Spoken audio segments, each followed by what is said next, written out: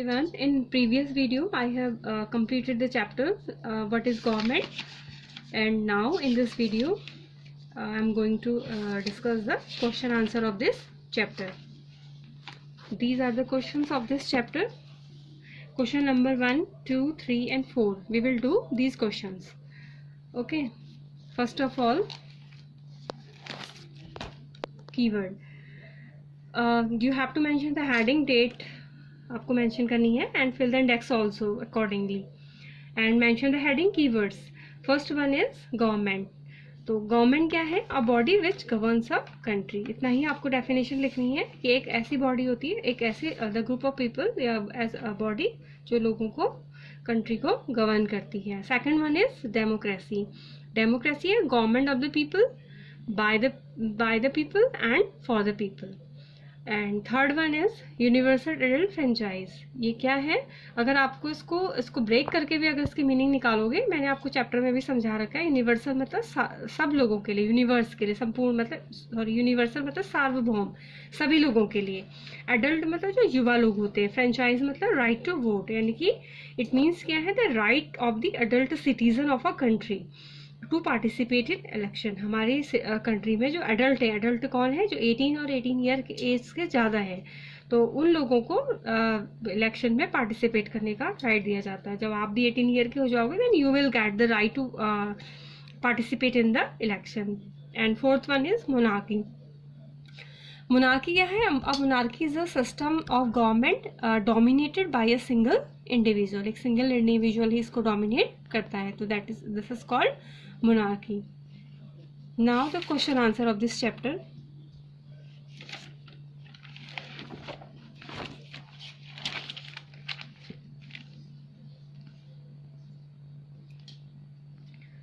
First question is, what do you understand by the word government? List 5 ways in which you think the government affect your daily life.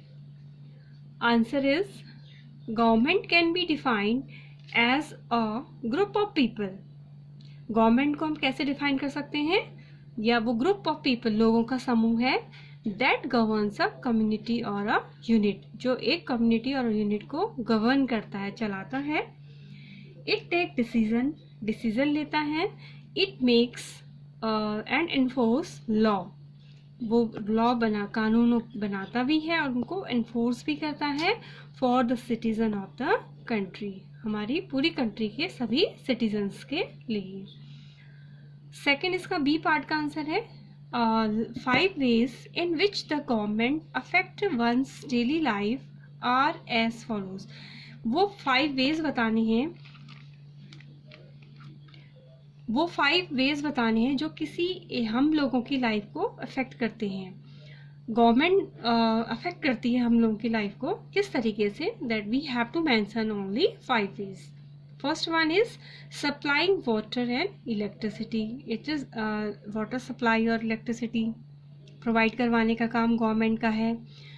Building, maintenance and repairing road को बनाना, उनको maintain करने का काम, उनको repair करने का काम, it was also the work of government. और हम and third one is providing a good public transport system.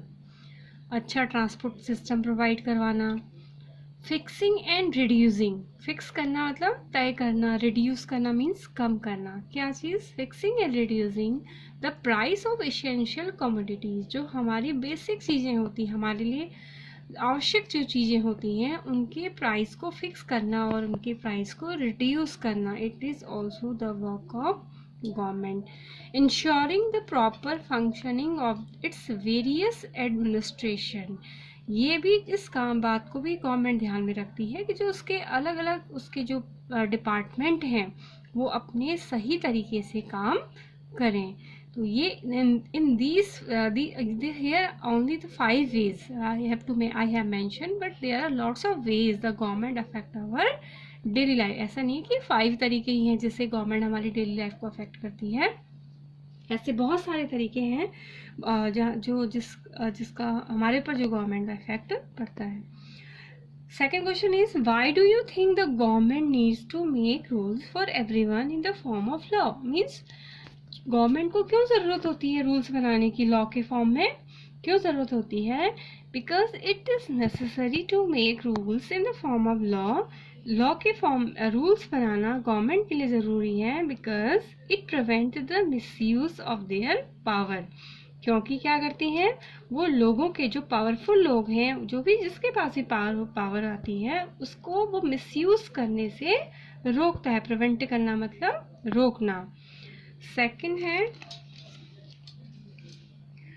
It ensure the security of the nation, और वो राष्ट्र की सिक्योरिटी को इंश्योर करती है, ये सुनिश्चित करती है कि जो राष्ट्र है वो सुरक्षित रहे, इसके रहने वाले सिटीजन सुरक्षित रहें। It help the people to lead a normal life, और लोगों को एक नॉर्मल लाइफ स्पेंड करने में हेल्प करती है। Fourth one is it help in proper functioning of the government, और कैसे, जिससे और लॉज बनाए जाते हैं जिससे जो गवर्नमेंट है वो सही तरीके से काम कर सके। Question number third, name two essential features of a democratic government. We have to mention the two essential features of a democratic government. What are the two features? First one is the people elect their candidate themselves through election. Democracy के दो important features हैं कि जो लोग होते हैं वो अपने कैंडिडेट को इलेक्ट करते हैं इलेक्शन के जरिए। Second one is government has to answer its for its people. जो गवर्नमेंट है ही, government is responsible towards its people. Government जो है अपने लोगों के प्रति उत्तरदायी है, तो गवर्नमेंट को क्या, जो भी वो काम कर रही है उसको आंसर देना पड़ता है अपने लोगों को, because the government, because they are the member who are elected by the people. And the fourth one is, the fourth question is what was the suffrage movement. Suffrage movement क्या है? What did it accomplish? उसने क्या, किस चीज को पूरा किया? तो सफरेज मूवमेंट क्या था कि suffrage means right to vote. Suffrage का मतलब क्या है? हमें वोट डालने का राइट। तो जो अर्लियर पीरियड में जो women and the poor of USA and Europe, ये यूएसए और यूरोप के जो लोग थे, गरीब जो लोग थे, वुमेन थी, they didn't have the right, उनके पास वोट डालने का राइट नहीं था। They don't have this right to vote. तो उन लोगों ने अपने इस राइट के लिए they fought against the government, वहाँ की जो गवर्नमेंट थी उसके अगेंस्ट उन्होंने अपनी इस राइट के लिए लड़ाई लड़ी थी। And this is known as suffrage movement, और आगे चल के इसको क्या कहा गया?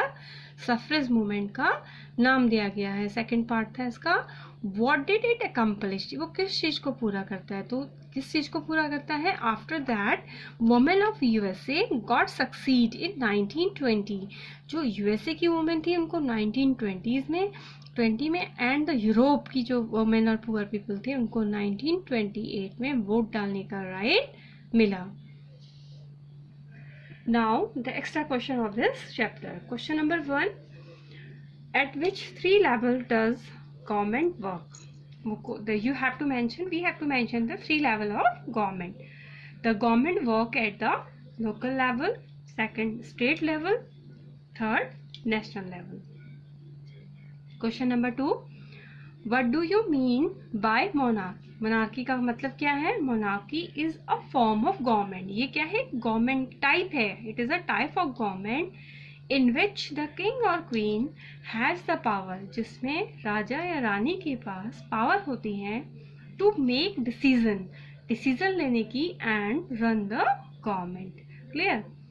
Moving on to question number 3, give some example of institution of the government. We have to name some institution of the government. Here are few institution, not there are so many institution. कुछ के नाम लिखने हैं हमको। तो some of the institution of the government are railways, Supreme Court of India, Bharat Petroleum, Steel Authority of India, National Highway Authority of India. There are so many, but here I have mentioned few of them. Now question number 4, how can a government function? एक government कैसे काम करती है, कैसे function करती है? A government can function by doing the following things. First, the government makes law, law बनाती हैं, कानून बनाती हैं। The citizen of the country have to follow these law. इस कंट्री में रहने वाले जितने भी सिटीजन्स हैं, सिटीजन्स में नागरिक हैं, they have to follow these laws. उन लोगों को इन नियमों को, कानून को फॉलो करना पड़ता है। Third, it has also the power to make decision. Government के पास पावर होती है डिसीजन लेने की, निर्णय लेने की। And the fourth one is it also has the power to enforce these decision. उसके पास इन डिसीजन को लागू करने की भी पावर होती है। Question number 5, what are the 3 organ of the government? Government के 3 ऑर्गन कौन कौन से हैं? The 3 organ of the government are, first one is executive, legislative and judiciary. Question number 6, what is unitary form of government? क्या है unitary form of government?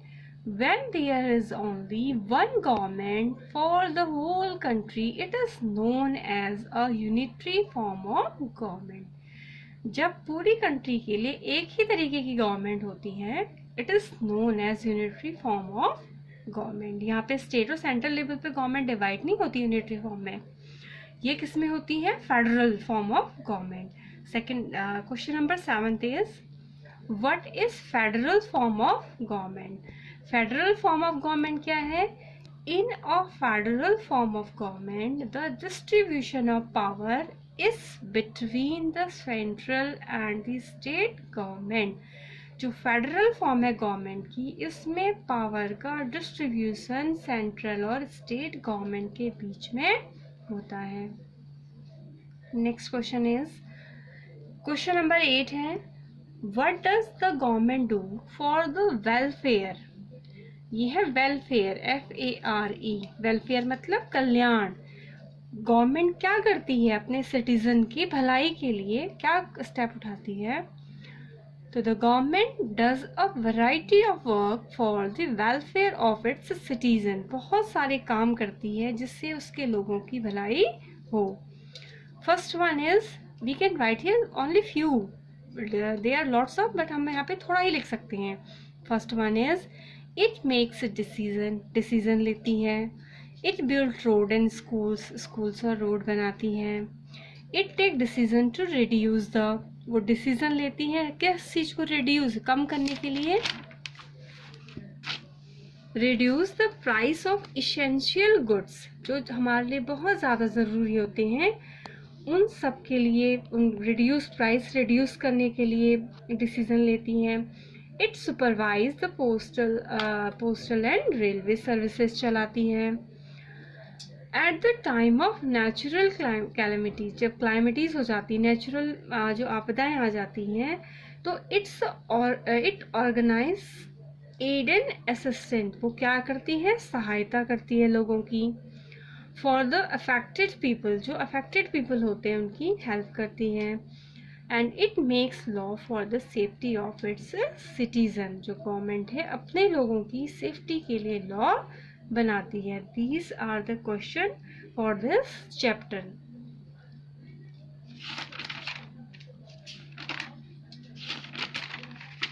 Once again आप इनको zoom करके थोड़ा इनको देख लेना, व्यू कर।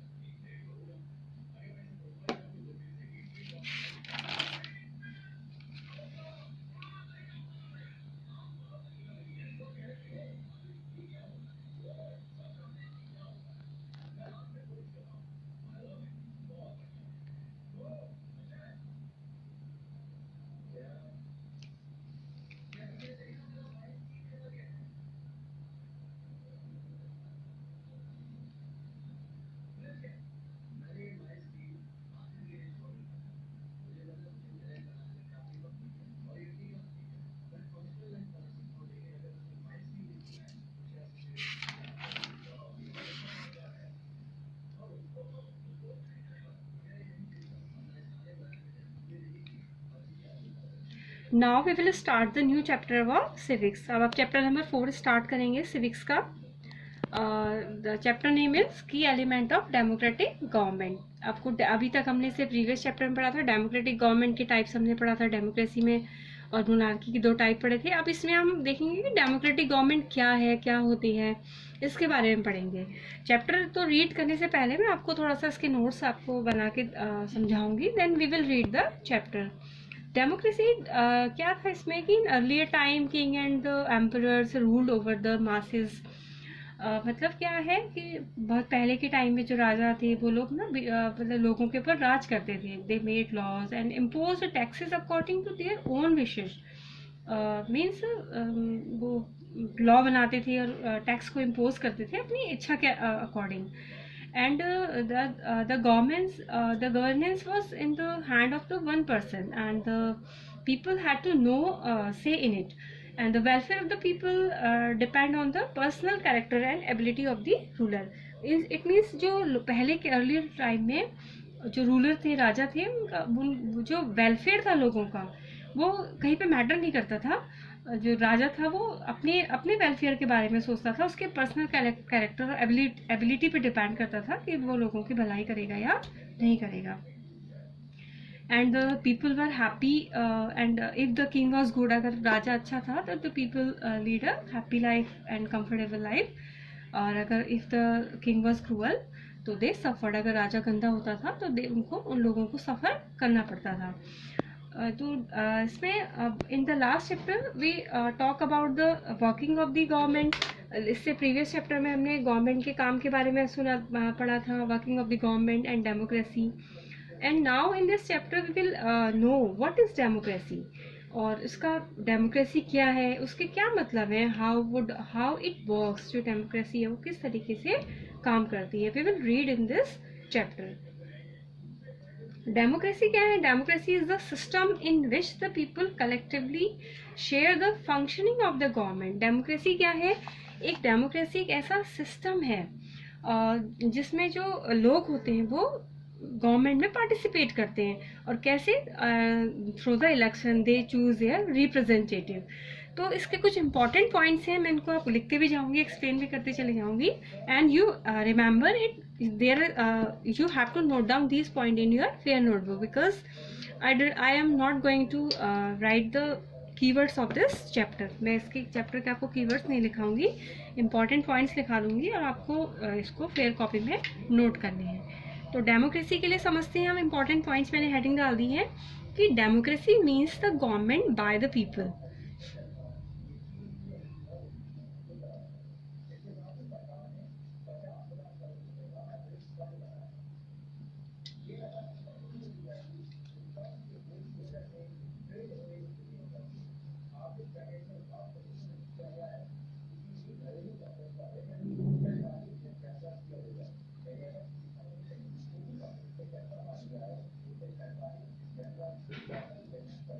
First point, democracy means the government of by the people. Second, the people have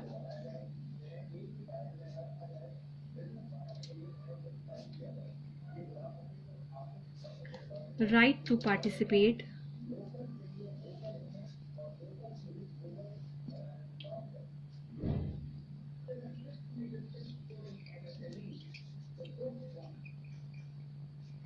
in the governing of the country.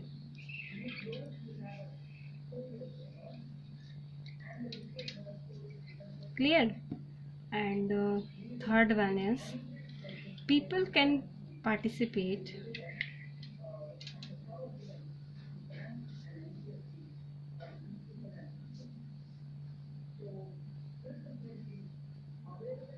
people can participate in the affairs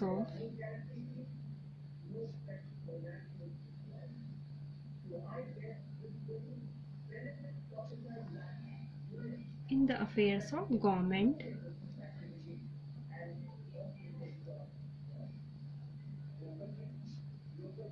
in many in many ways, in the face of government in many ways. Fourth one is they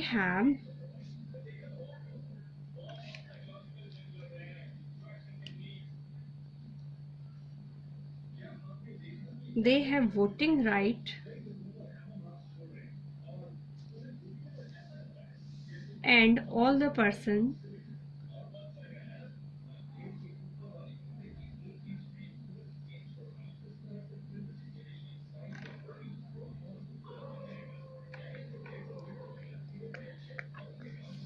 and all the persons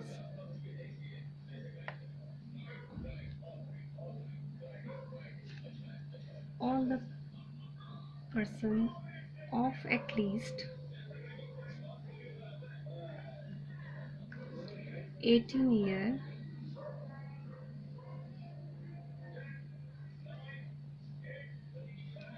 of age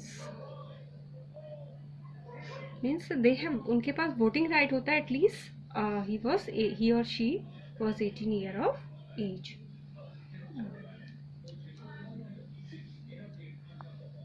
Can vote.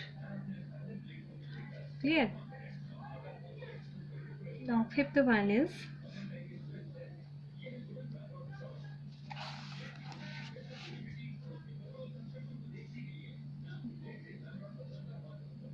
they elect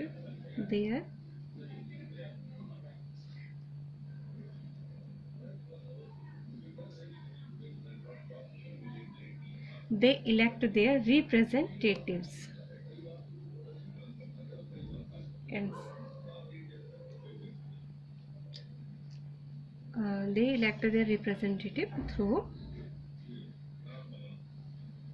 election. Clear? And next one is the election are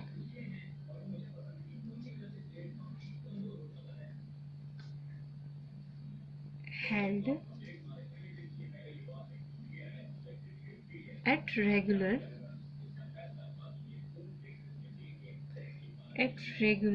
intervals.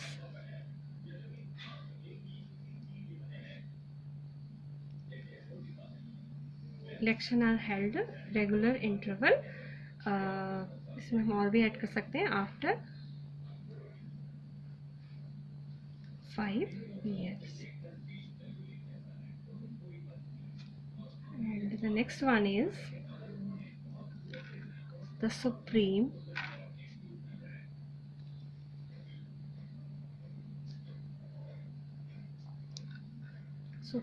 power resides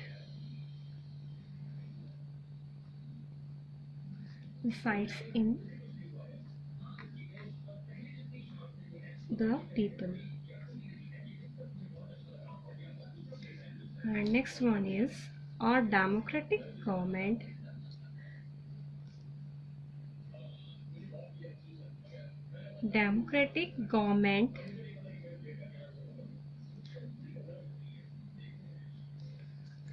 ensure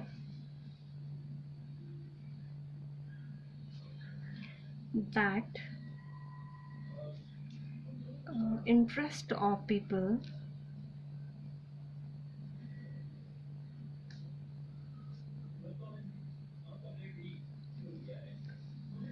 shall be taken care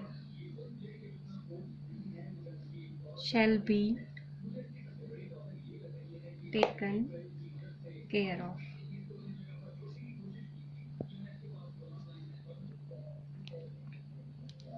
Next point is if the government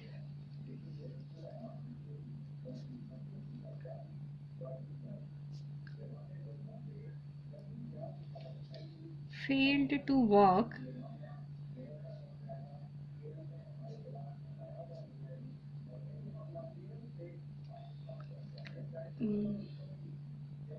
for the good of the people,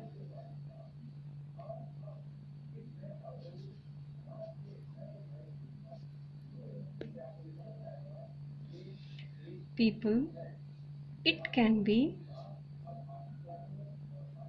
changed.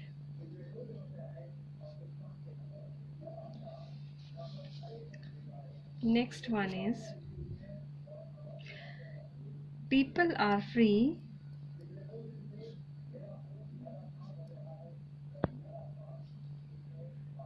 to express their views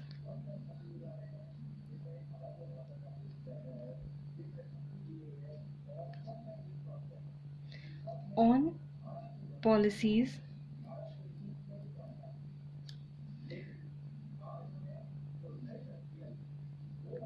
and act of the government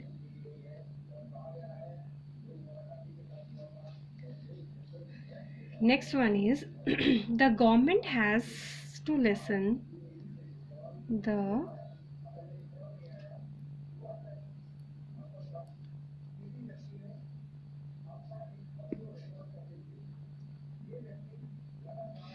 government has to listen to the views of people. The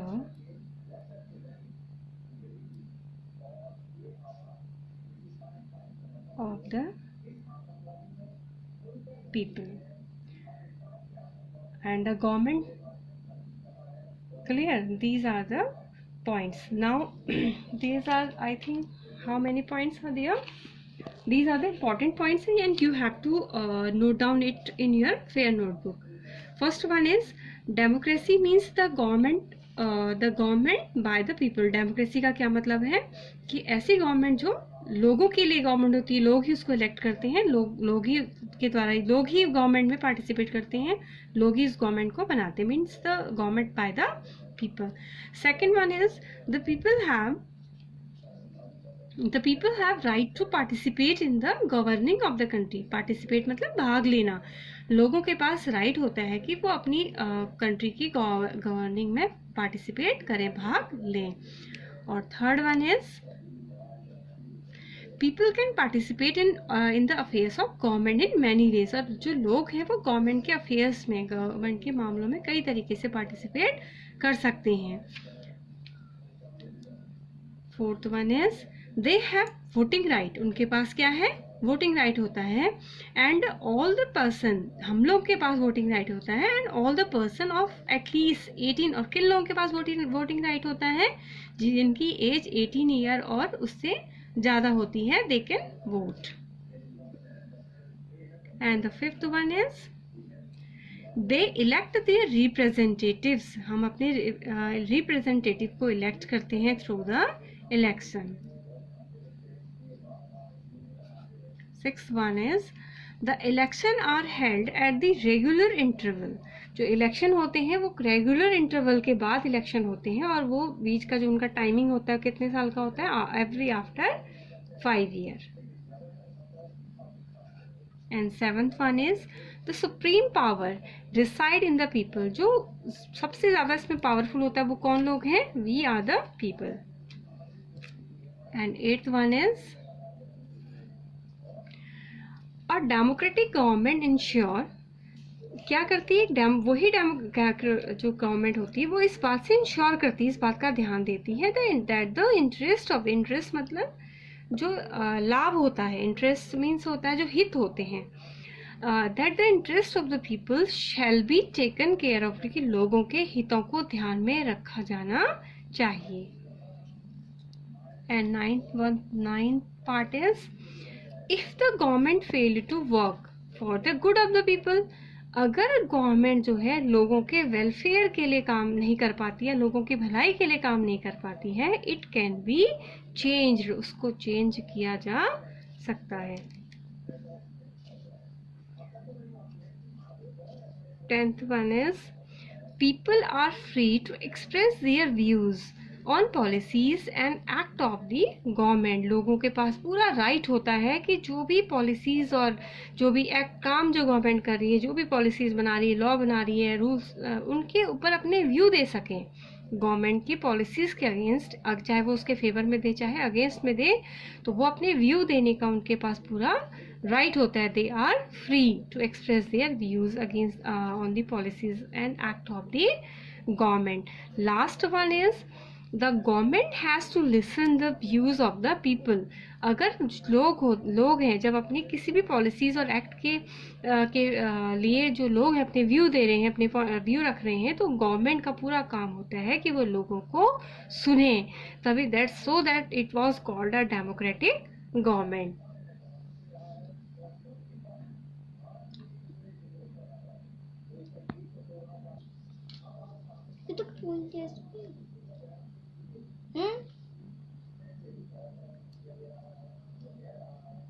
these are the points. ये आपके important points हैं. मैं इसमें keywords आपको नहीं लिखाऊंगी, और ये point please आपको अपनी फेयर नोटबुक में नोट करने. पहले आप चैप्टर 3 के question answer, keywords question answer note कर लेना.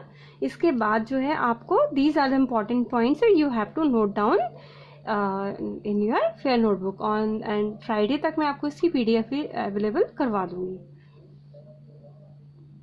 And in the next video we will start the reading of this chapter. हम नेक्स्ट वीडियो में इसकी चैप्टर की रीडिंग स्टार्ट करेंगे.